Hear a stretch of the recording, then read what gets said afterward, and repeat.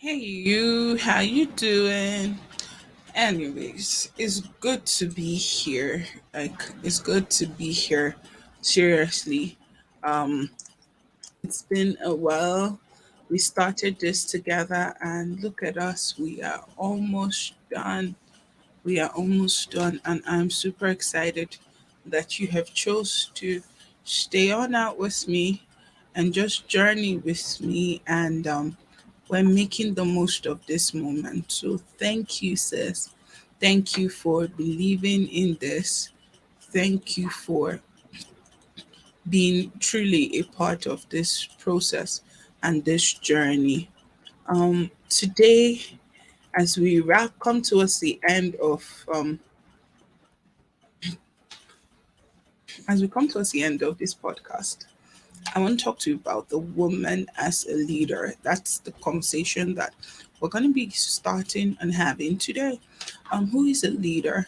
A leader is a person with the ability to lead, to command the followership of people, a person who sees how things can be improved and partners with people, circumstances, and situations to ensure that that happens. A leader is the person that is in charge and inspires confidence in other people and moves them to being a part of the vision, of course with their permission.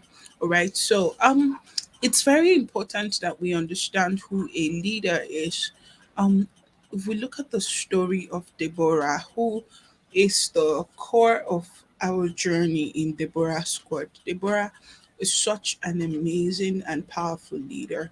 Deborah is one that she was a military leader. She was a leader in the times of military. She was a judge. She was a prophetess. And she had General Barak standing by her side.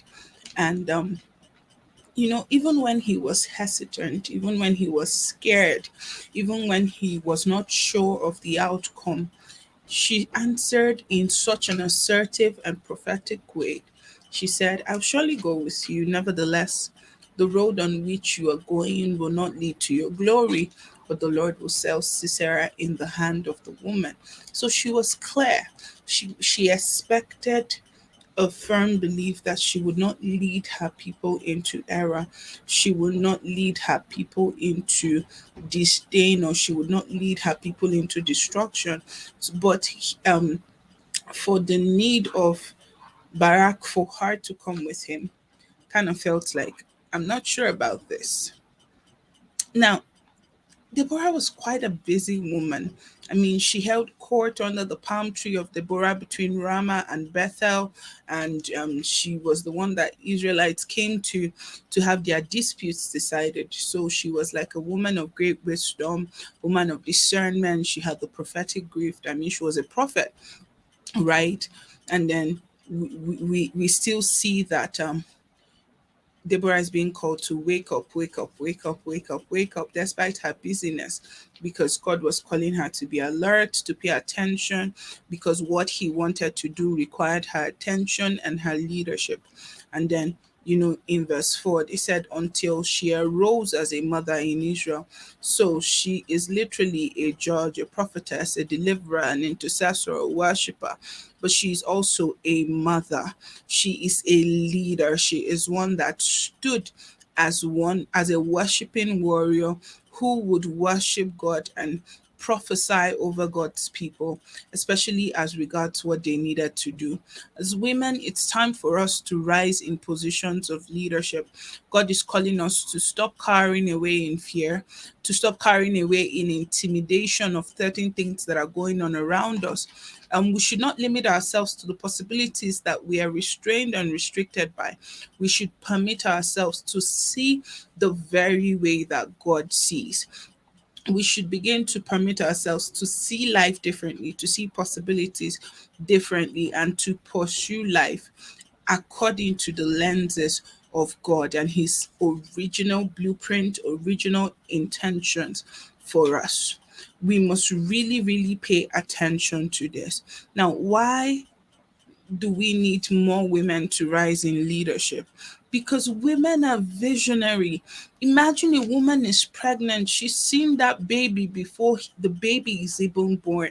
Women have a visionary mind, a visionary imagination, and they have the ability to be optimistic about the very things that they are believing for. They have the ability to nurture and mentor a next generation. And so they will paint the future and also do the work to see what they want to see.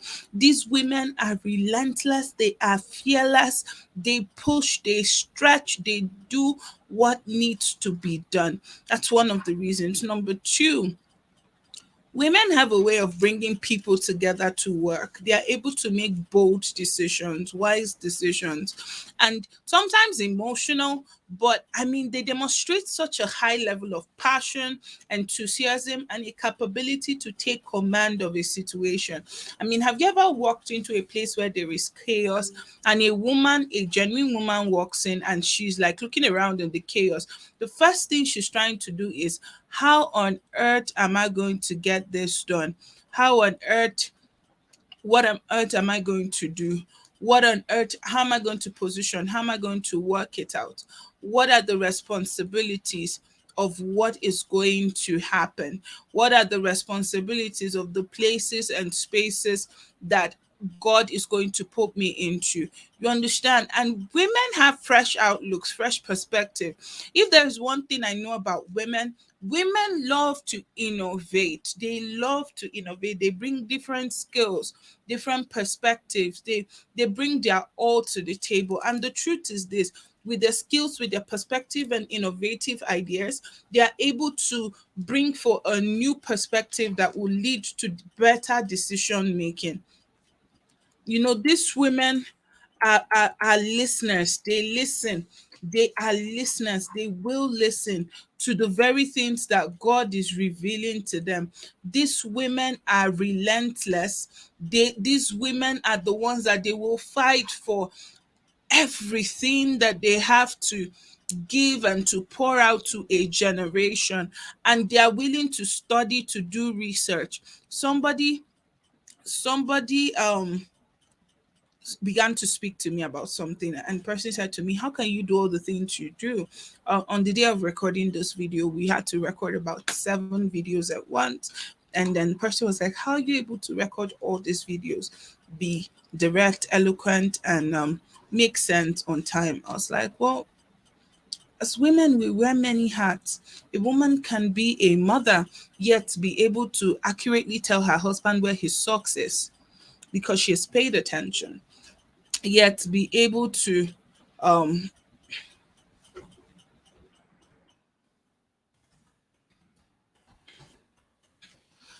be able to actually forcefully fight back, forcefully say this is not acceptable. They are able to stand and wear many hats at the same time. You know, the woman has to wear many hats because many times you're balancing a career, balancing household, balancing parenting, balancing working in the church, or your service in the church or something like that.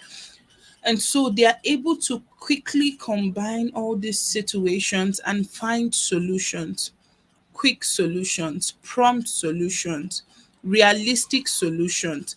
These women are able to put all that needs to be put in.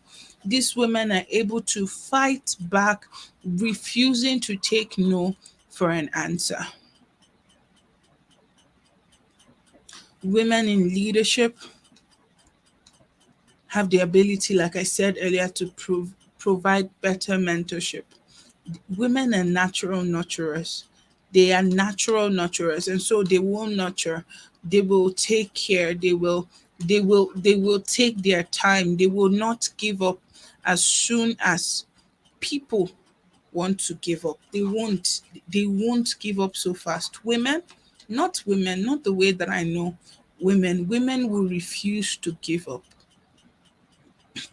Women will refuse to give up. But what are the challenges that female leaders face, whether they are upcoming, whether they are current leaders? What are what are the challenges? The first is that the standard is often reduced for women.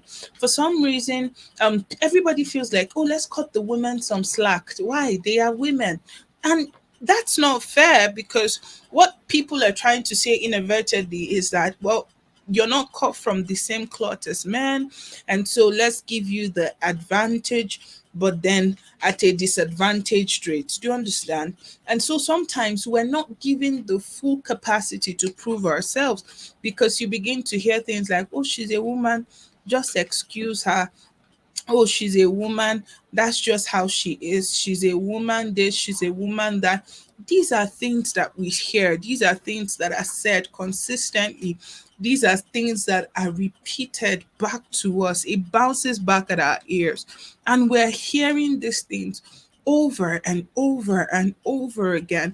And sometimes it gets exhausting to hear, because I don't know about you, but for me, if I had a penny, right, for every time I'm told, well, you're a woman, that's why you're behaving like that. Oh, you're a woman, that's why you're responding like that. Well, let's cut her some slack. She's a lady. It's really, really frustrating to hear. The second one, which I feel is also very important, is that most people in the room are men, but and then sometimes they feel threatened by the woman and they are willing to sabotage her. And I'm not trying to bring a men versus women argument. I'm just saying to you as a woman that it's time for you to stand up. It's time for you to not accept that responsibility that they've given you, to say, oh, you're a woman, take it easy. You're a woman, just don't put pressure. Don't No, don't do all of that. Don't do this, don't do that. Oh, you're a woman. This is why you should do this. This is why you should behave like this. This is why you should respond like this. Oh, you're a woman. That's why the expectations are not the same. Oh, you're a woman. Oh, you're a woman. Oh, you're a woman. Oh, you're a woman. That's not what we're here for. The oh, you're a woman excuse does not work anymore. The oh, you're a woman excuse does not, it's not a limitation anymore. And I'm going to say it this way, and maybe help me type it in the chats while you're listening to this. Your femininity is not your limitation. Your femininity is not your limitation. Your femininity is not your limitation. And so that means that the limitation of your femininity is your self imposed limitation. If you choose to do the work, if you choose to go all the way, if you choose to push, if you choose to stretch, if you choose to posture and become, nothing will stop you. Not even the fact that you're a woman is permitted to stop you from being the very person that God has called you to be. And so that means that you have the permission, you have the right to cause everyone to see you the way that God desires that you should be seen. All right. So fight back, fight back, fight back, fight back, fight back, fight back, fight back, fight back, fight back. This is your opportunity to stand up and to answer for yourself the name that you want to hear. And then another thing that is seen as a challenge for women is, oh, how are they able to balance their life and their personal life and their corporate life and all of that? How are they able to bring it together? But if there's one thing that COVID has taught us, is the ability that to juggle a healthy work-life balance. And so that the fact that I am at work doesn't mean that I can't be who I need to be. I can't do what I need to do. And I can't be in a place where I need to be. All right. This is extremely important. This is not something to joke with. This is not something to push to the sideline. You must understand that you have a full time job for every responsibility that you're called to. And then you must learn to take a break. You must learn to respect yourself and tell yourself and create healthy boundaries to say, okay, this is absolutely not acceptable. This I can work with, this I can't work with, this I can do, this I can't do, this I can accept, this I can't accept, this I can permit, this one I absolutely cannot permit. You need to be able to say these things and do these things, because they are the ways that you reshape your world and you reprogram and repicture new possibilities for every journey that you go on, especially in your journey towards your becoming. Is that fair enough? Did you hear what I said? All right, good. Let's keep going. And finally, girl, finally, sis, people see you as emotional and they feel like your emotion is your disadvantage because you make emotional decisions. It makes you less than the man. That's not true, girl. You being emotional is an advantage. You being able to show your emotion is an advantage. However, you must learn that you must balance that emotion. That if all you do is cry in hard times, then nobody's ever going to take you seriously. And so, one of the things that you do is use your emotion to your advantage. Remember, you are not competing with the men in leadership. It's not a man versus woman thing, it's who is the best person for the job. And you, as a woman, should not cower away. You should not walk away. You should not walk away. You should not walk away.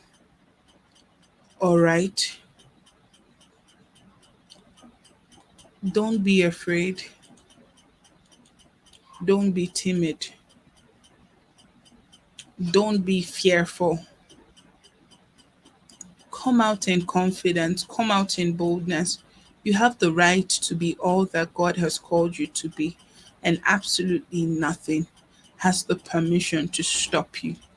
Deborah, hi. Welcome to a brand new you, the you that is going to emerge and take the world by storm. And I look forward to you thriving in the very places that you've been designed to stand in. Bye, Deborah.